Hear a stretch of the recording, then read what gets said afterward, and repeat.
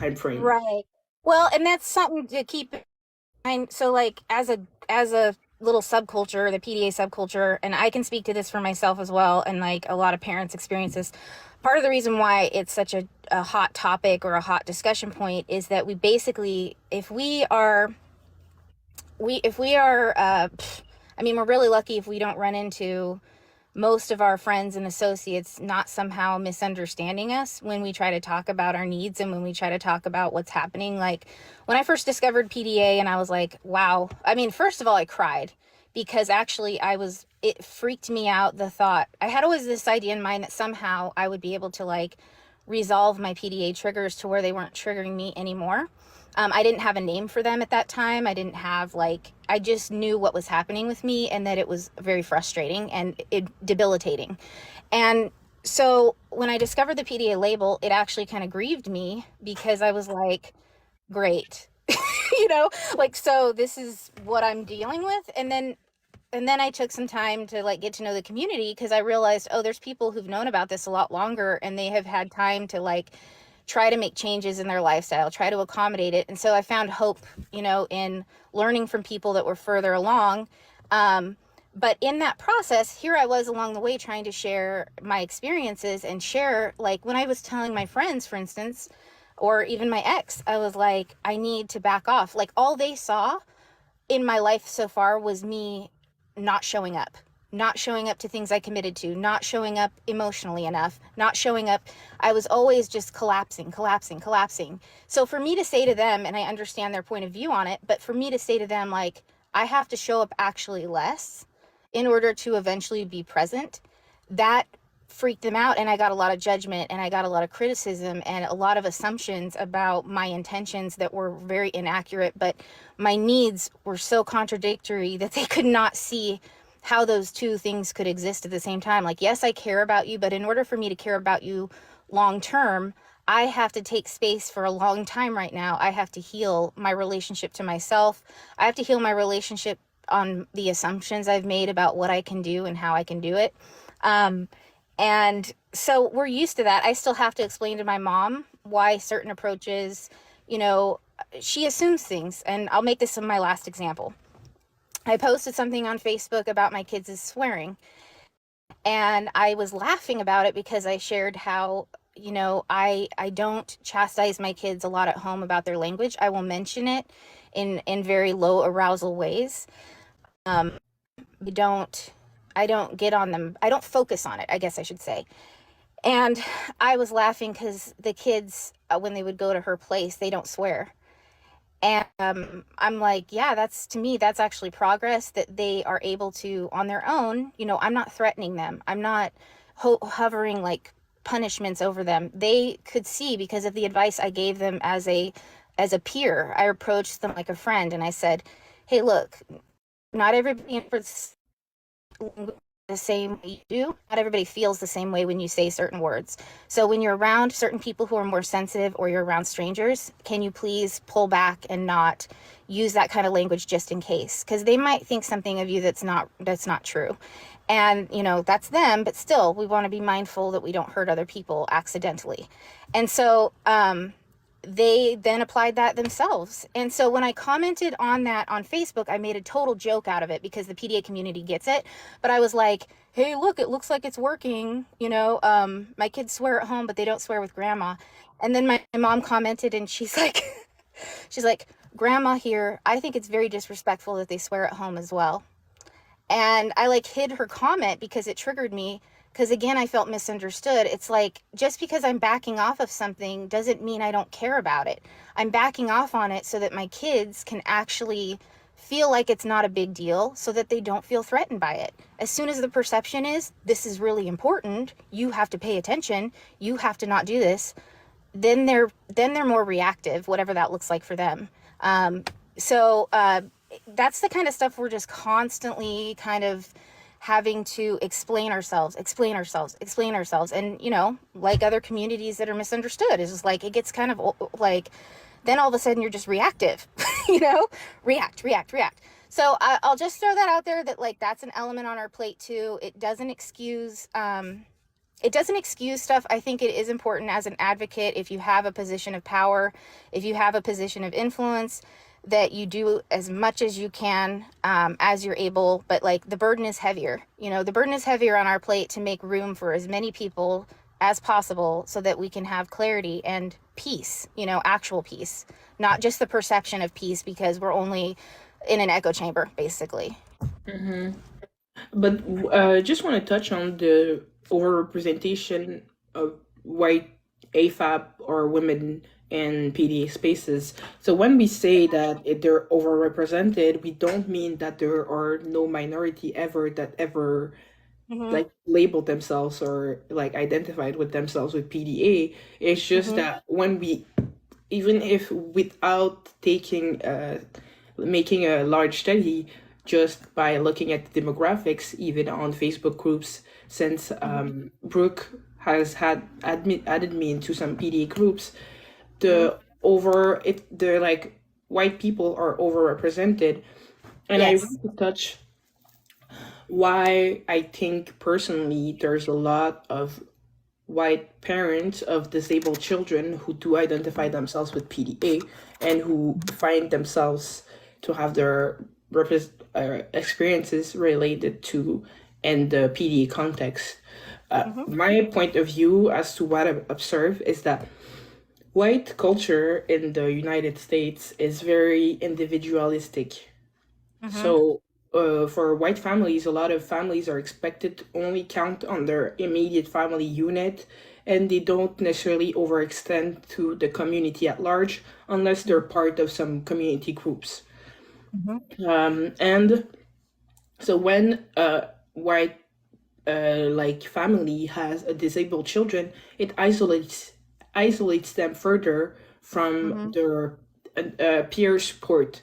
So Yeah. they find themselves to not be able to go to public places because they have children who are having really difficult behaviors to deal with. They find Mm-hmm. themselves isolated with from parents of not Mm-hmm. disabled children who reject their children from being able to attend social events.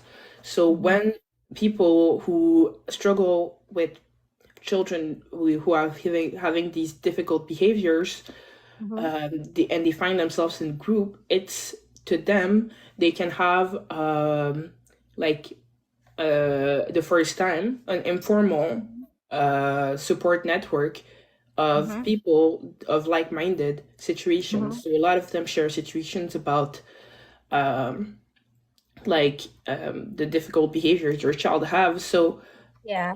I think that's why disabled parents who are BIPOC don't really associate themselves or as much with PDA is Mm-hmm. because even if they are disabled, if Mm-hmm.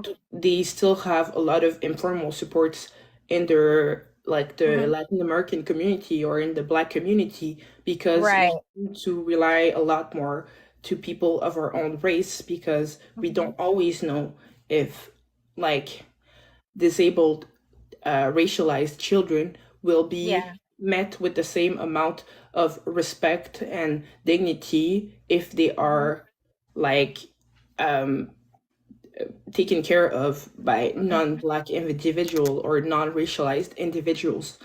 So that's Yeah. my theory as to why there's a that overrepresentation because of the mix of ableism and Mm-hmm. like how white culture is set up in the Yeah. United States or in UK. So uh, Yeah. that's what maybe could contribute to the Contributing. Yeah. overrepresentation of like Right. white parents of disabled children who are themselves disabled. Right. I will jump in and say that, like, I think that is a piece of it. I do think that's a big part of it, actually. My ex uh, is Hispanic. I shared that with you. They are Hispanic. I do think that PDA is in their family. They also have trauma and they also have like co-occurring conditions. But I would say that my just opinion is like, I do think they're PDA. But what I've seen is what you're talking about too, where they have this like more of a network. Well, twofold. One, they have more of a network. There is more reliance on each other, more reliance on family without feeling shame for needing it.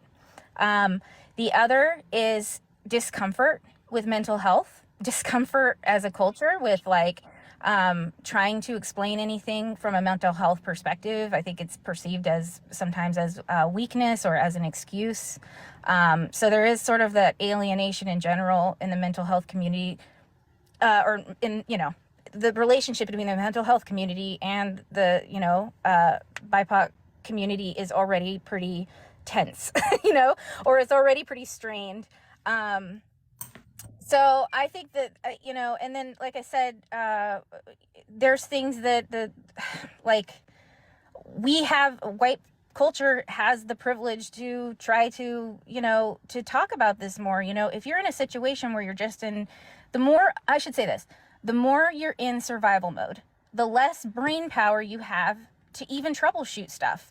And like, that's true of anybody, that's true of anybody, that the more we're stuck in a survival mindset, we're just, and more readily are white individuals going to seek out that kind of assistance or help within mental health. They will try to say, okay, where's the answer?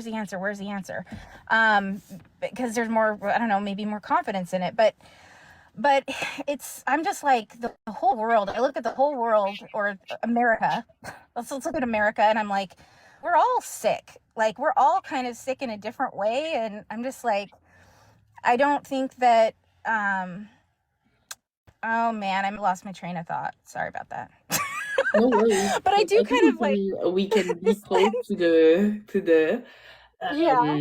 end of discussing the Well, I last guess I point. just meant to say, yeah, I was just trying to say that, like, I feel like different cultures, different subcultures use different versions of denial. And we all have our own flavor of trying to figure these problems out. And my hope is that over time, that whatever's happening here in the PDA community, and I hope my influence is to make it a safe space no matter what. Like, it should be a safe space. We should be learning from mistakes in the past, and we should be learning from mistakes in other organizations of power. Because anytime there's power, anytime there's influence, there's a danger of shit happening. And I think that's what makes people nervous as well, is like, what is this exactly? What are you trying to do? Are you trying to carve out more privilege? Because you kind of already got quite a bit of it. And so, I think I shared with you that, like, I noticed, obviously you'd have to be blind not to notice how white PDA conversations were. But I wasn't, to me, a PDA person, no matter what color they are, a PDA person couldn't be forced into a role for understandable reasons. So it's kind of just trying to make space to feel safe and to show that we are safe, so that more voices can be entering the discussion to give their firsthand feedback on, what they think is happening and why. And that's just going to take time, I think. That's going to take time, and we're going to have to show it that we're actually doing it, not just say we're doing it. So, Absolutely. So we yeah. can touch on the next point, Okay. which was discussed a lot in the discussion feed, which were strategies for PDAers versus people who are non-PDAers. So Yeah. during my research on strategies meant to help PDA, reading a lot on the book PDA by PDAers, which Mm-hmm. accounts of a lot of experiences of PDAers.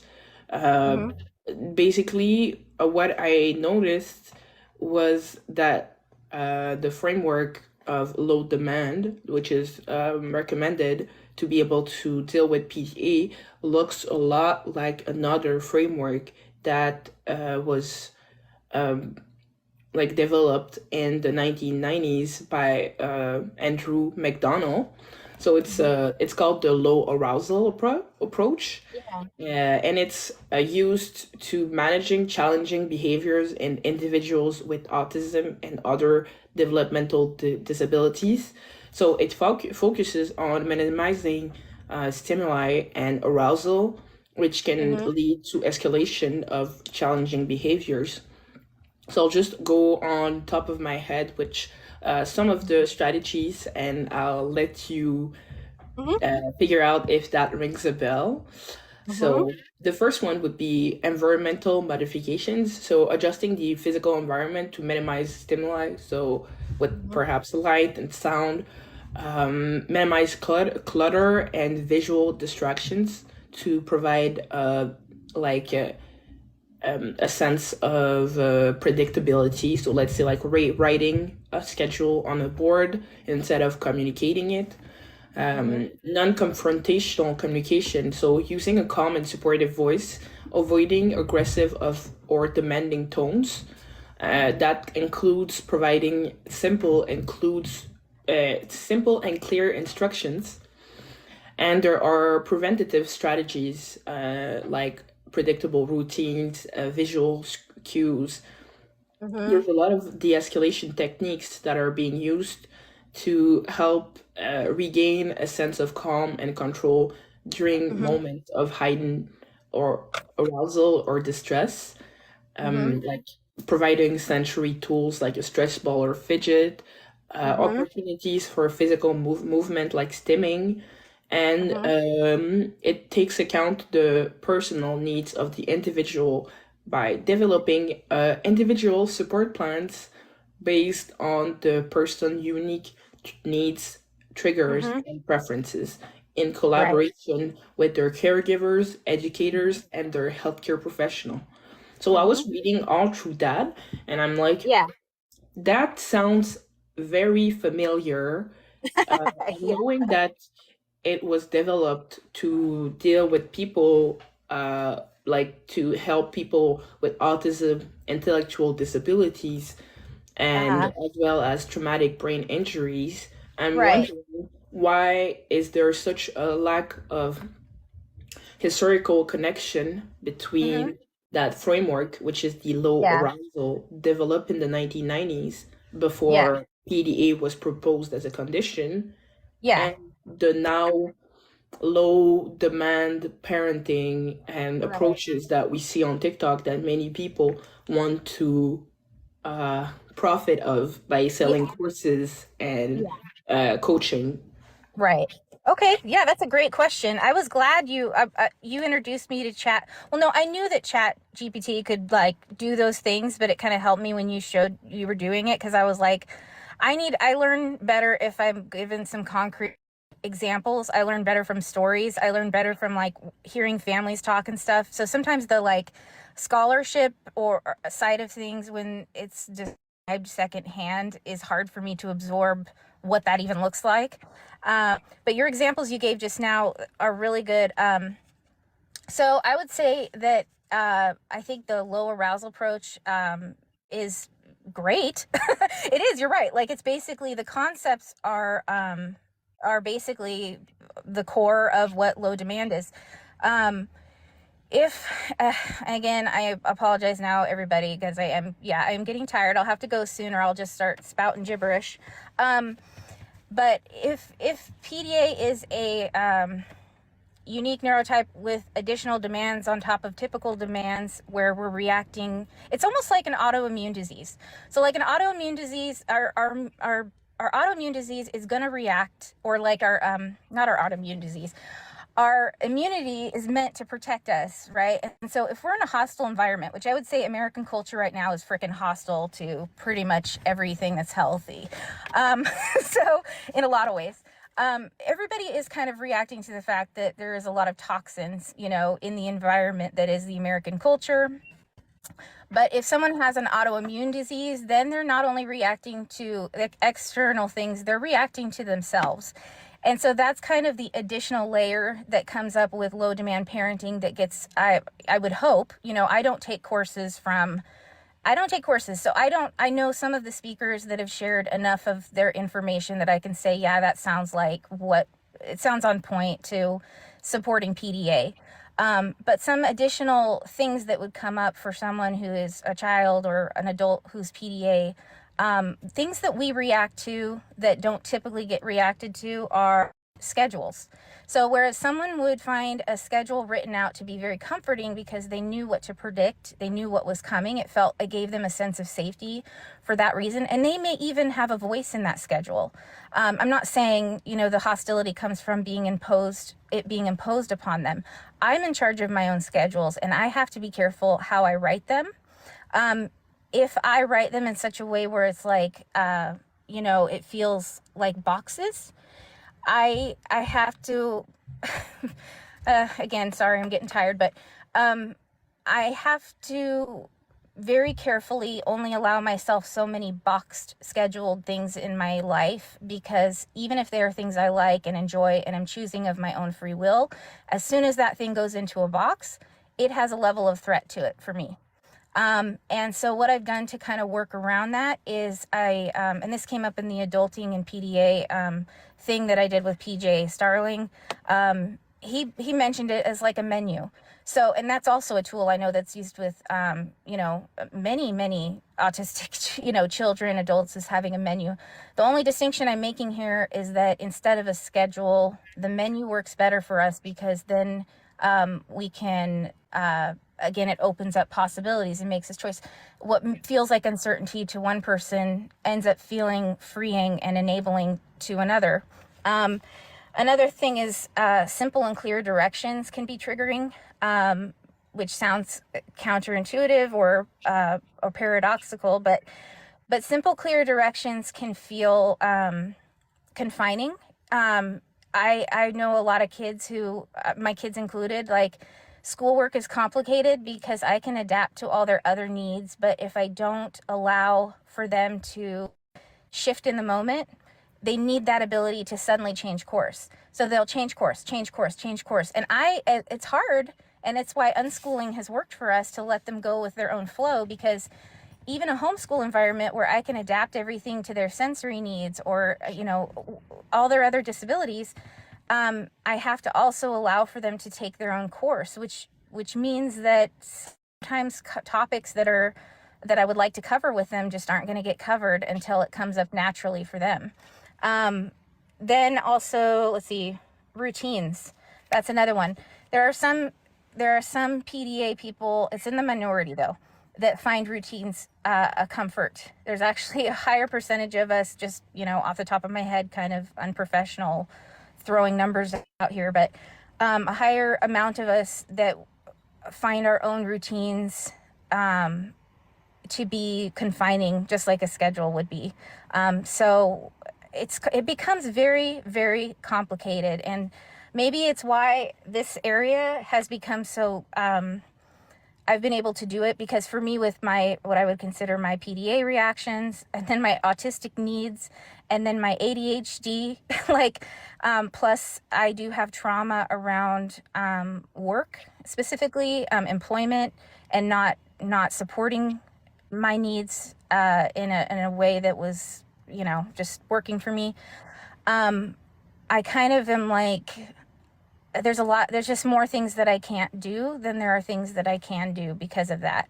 And I've, again, lost my train of thought. So anyway, that's all I was going to say about that. But I was just gonna say that I do relate with that because, like, Mm-hmm. as like in university, I have two types of courses. So I have courses that are online, which I take not on my own pace because they have to be done within the Mm-hmm. semester, but like I can set up where the work schedule works around. And there Yeah. are courses that I have to attend in person, but I Yeah. do a lot better in the courses that I can self-direct my work because Right. it gives me my own sense of predictability and agency Yeah. or over my schedule. And Yeah. like I have an occupational therapist, and she made me like a board for my activities of daily living. Yeah. And we work on an autistic centered approach where I lead my own needs, and I'm like, I Yeah. tell my occupational therapist what are my challenges and how I would Mm-hmm. attempt to like address them. And Right. like because of that, it led me to feeling a lot more comfortable with allowing her with like coming into my space. Right. And like with like a lot of PDAs describe, like a Mm-hmm. lot of the task completion that I do, Mm-hmm. I need a prompt or one-on-one person. So I have a community support worker that comes here on Thursday morning, Mm-hmm. not only to assist me in doing the task, but also to help me emotionally regulate as I'm doing the task. Right. Because like they understand that it's a difficult thing because I also have dyspraxia. Yeah. And like it helps a lot for me to have, yes, these external um like pressure, but it's in a positive way because it's in a Hmm. way that I direct my own therapy and I have Right. agency over what I do. So just Yeah. hold on a second. I'll try and see if I can find the Okay. tool that my occupational therapist has created, and Okay. I'll try and like bring it.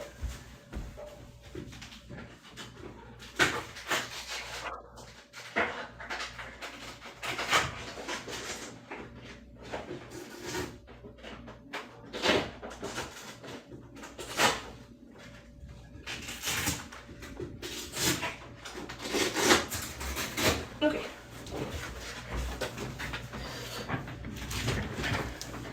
And that will also touch on my recommendation on just getting an occupational therapist if that's within. Okay. This So is this is this is kind the of great. tool. Go ahead. Go ahead. Mm-hmm. This is a schedule of my activities of daily living. So I have some tasks here in the afternoon, and these Hmm. are like Velcro. So I can move the Yeah. task and move them. And she also gave me these blue squares that I could give myself the permission to like not do the task Right. and skip the task. And I have like a bundle here of the task that I need to do, and Hmm. it's not like infantilizing Yeah. or anything. So it's like this is all based on like one meeting with them, and Yeah. the next time they came out with that tool to help me do it. So right now I she made it 2 months ago, and I have not yet used it yet because we Yeah. are no, but we're working on long-term goals. Like I have a Yeah. community support worker that comes and prompts me one-on-one with the tasks to do Yeah. them, and she said that she's gonna stay with me until I'm able to use the tool that they Okay. created for me, and I Yeah. decided. So that's why I'm like, uh, an autistic person different than me who has or doesn't have a PDA profile themselves, they would Yeah. need individualized tool to address their specific issues, and as well Yeah. as co-regulation support and one-on-one support to be Yes. able to Yeah. get the habit, because it's so difficult for us to be able to not only find solutions but only implement solutions and have long-term Right. like benefits, and to be Yeah. able to like establish your routine. So that's Yeah. why I'm like, even if she made that tool and like Yeah. she expects me to use it, Yeah. my occupational therapist is not angry that I've not yet to use it, because Right. as part of my adult IEP, it's part of your long-term goals to be able to address these Right. specific problematic with my activities of daily living. Right. So that that's like what I wanted to like finish on, that when you get the appropriate support, as well as you get to have some agency over how Hmm. that problematic will be addressed, it Yeah. helps diminish a lot of the feeling of threat. Right. And that's, it's good to stop. It's good to end there because I do think it's important. Like this has come up in PDA spaces. I think it's ADHD therapist on Instagram. She's a therapist, and she identifies as PDA, and she made an awesome post about therapy and supports in relation to how PDA specifically can react to it, and which I related to. Um, so the again, kind of going back to that illustration of, let's pretend what we're dealing with is an like an autoimmune response that's overactive. A lot of the things I can even choose for myself can trigger me. The feeling of being observed is often very triggering. Both of those things complicate the use of therapies in other areas and the need for support. So therapy for me has been very difficult because I have to engage in therapy. For one thing, I don't have a problem with the concept of therapy at all. I'm very interested in it. I'm very interested in the ideas around it and all that. As soon as another person is sitting in front of me, my nervous system is absolutely haywire. And I've come to narrow down that it's that feeling of being observed. And it doesn't mean like, I don't know. I mean, I'm still kind of working it out, but that's kind of the biggest thing for me is just if someone's observing my struggles, if someone's observing my progress, even if they're neutral, that can feel very threatening to me, or it is a big hurdle for me to try to push through.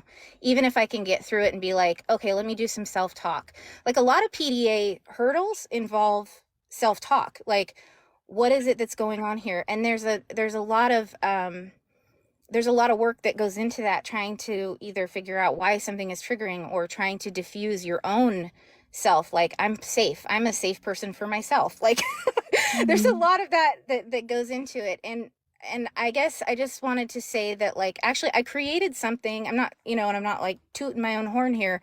I created a resource kind of similar to what you just showed me, based on what I was struggling with. So I had like a portion of my schedule that is structured, which I have to keep a certain percentage of my life. Like for me, it's like one structured activity a day, one planned thing. And so we might be talking about here a difference of amount, or so if I say a topic and you're like, I relate to that, but then I'm saying, for instance, if I have one thing planned in my day, that could ruin it, even if it's something I've planned myself. Even if it's something I have full autonomy and choice over, the very nature of it being planned will trigger the hell out of me. So I have to just, which obviously makes work and a lot of things very complicated. And not everybody has the same exact sensitivities that I do. But just for an example, that's something I have complete autonomy over, and yet I still have to just be very careful what I do and how I do it. And then I have half of my calendar or my day thing. I just do day by day. Half of my day thing is possibilities that I write out that we could maybe do together. And I have to be careful there too, because like if it involves the kids at all, if I write it out and they can read what it says, as soon as they're excited to do it, that makes it 10 times harder for me to do, because now there's expectation around it. So, and I know a lot of people too here were like, am I PDA? Am I not PDA? Is PDA a distinct thing or not a distinct thing?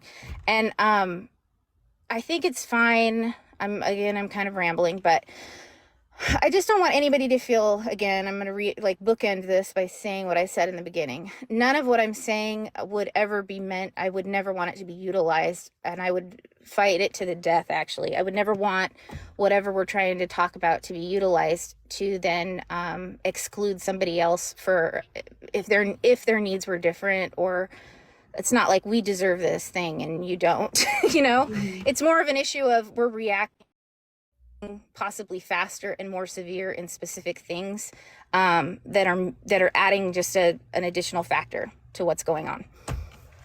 But I can relate to what you said about not wanting to, like, any person looking at us or like feeling like we're being Yeah, watched by bystanders. So I moved into this right. apartment in 2020, and it took Hmm. me like until 2024 to have anyone visit my apartment.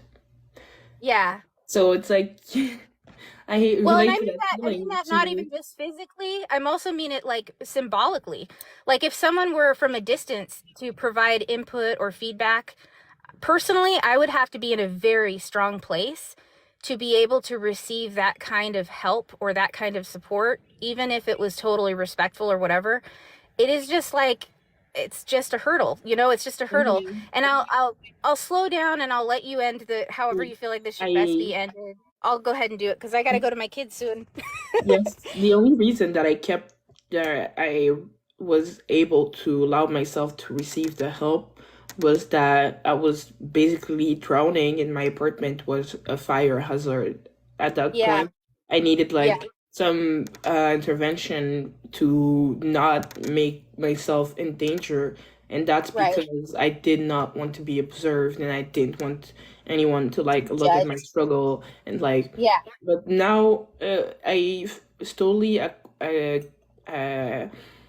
like adapted to it by having Yeah. community support workers and then my occupational Yeah. therapist and then And Hmm. then of like a month ago, I have received my first visit from a friend at home because I felt Yeah. like it was in like I could allow myself to be seen in that way.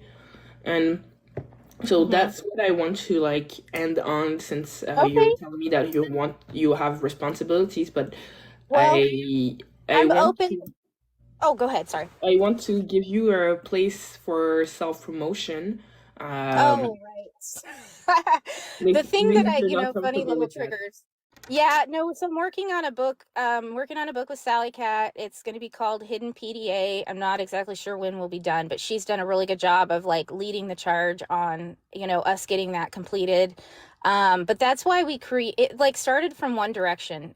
It started because we were noticing the trauma reactions that were happening in PDA children, and that was fascinating. So like we started to expand the F trauma responses, which again, I'm totally cool with if we want to do this periodically for a while, just because there's so many topics to unpack.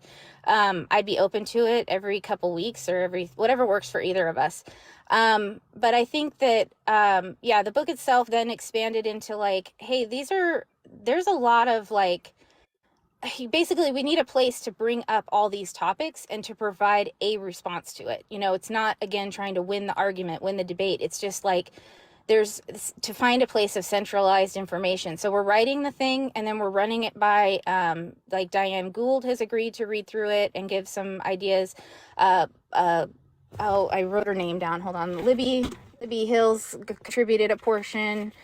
She'll be and she's been part of the team that's been trying to create one of the teams who's tried to create a differential diagnosis for PDA. And then also Judy Eaton. So Judy Eaton has done research on PDA specific, stuff. So we don't want it to just be our own like pet ideas, and we want to be sure that the language is like accurate, and we don't want to add more confusion. So anyway. So thank you for like everything in the live. It was really a great outlet to be able to discuss many of the issues that have been brought up. For Mm-hmm. myself, I don't have a lot of self promotion to make. I would invite people to just read the literature about PDA, Mm-hmm. either it be critical or in support of PDA. I would invite people to also look at the books, because I don't only Mm-hmm. have books about PDA. I have a whole library of. I don't have just research studies. I also have books on PDA, which Mm-hmm. provide a whole lot of strategies that can be helpful for people with PDA, but also other types of populations who are struggling with the same difficulties as PDAers. And also want everyone to read on the low arousal approaches and to really make the connections between what we are being presented right now and what was developed in the 1990s, because I always like to have an historical perspective of the advocacy in the autism space. Mm-hmm. And thank you all for participating, even Yes, though it thank was you. a great 2 hours. I know it was longer Yeah. than expected, Oh, but it's I fine. want to thank Yeah. everyone for having been there. It's been amazing. So I hope we can have Thank you. more outlets to have these Yeah, for kinds of sure. I discussions. told you, I mean, that's the ADHD part of me that goes, well, like to me, this feels legitimate. It's actually helping people no matter what end of the spectrum they're on. And like, I don't know, I feel a rapport with you. I feel safe with you. So to me, that's all I really needed was like, I needed a person that I felt safe talking to. And you've been that for me. So I just want to say that I will do my best to help diffuse tensions on my side, okay? Okay. So everyone have a good night, and All right, thank you. everyone enjoy themselves. Thank you for everyone for Thank being here. you. Bye bye.